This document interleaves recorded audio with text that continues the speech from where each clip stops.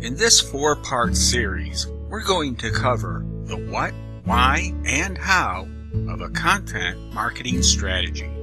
Part 1 will introduce the reasoning behind content marketing. Part 2 will explore the key considerations for developing and implementing a content marketing strategy. Part 3 will discuss the strategic design aspect of a content marketing strategy. In Part 4, we'll look at a specific case study that involves our own effort here at marketingstrategymanagement.com. Let's get started with Part 1. The purpose of content marketing is to create and nurture an appetite for your products and services. The desired result is to drive customer acquisition. Now, there's been an evolving debate about what this really means. It started with the notion of a sales funnel for modeling the idea that customers pass through various states of mind or stages before deciding to make a purchase. As shown here, each step down the funnel nudges the prospect a little closer to making the transaction. Before long, however, someone detected a flaw in this approach. The problem, it was thought, is that the term sales funnel strongly implies a push strategy with only outbound marketing and, perhaps most criminal of all, a product-centric point of view.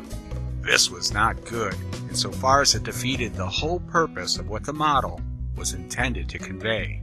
So with that in mind, the name got changed from sales funnel to purchase funnel.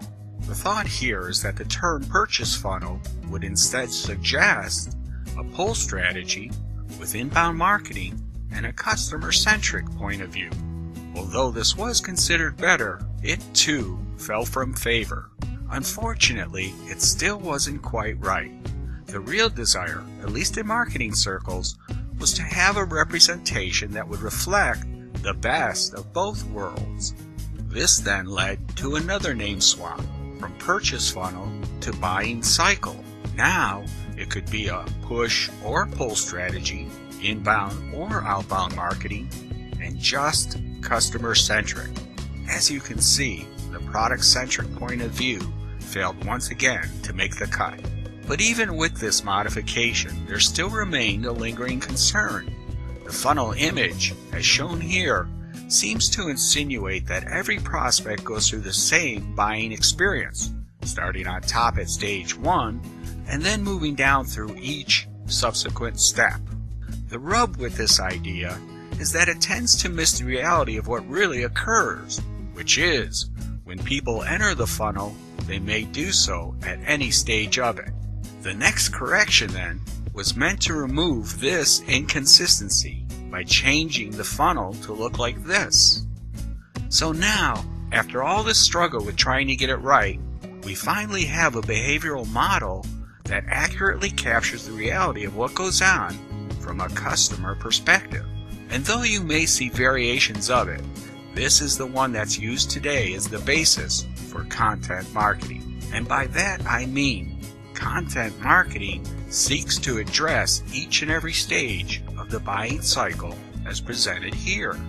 In Part 2, we'll move on to discuss the implications and considerations for developing and implementing a content marketing strategy based on this model. But before we leave now, there's one last point to be made.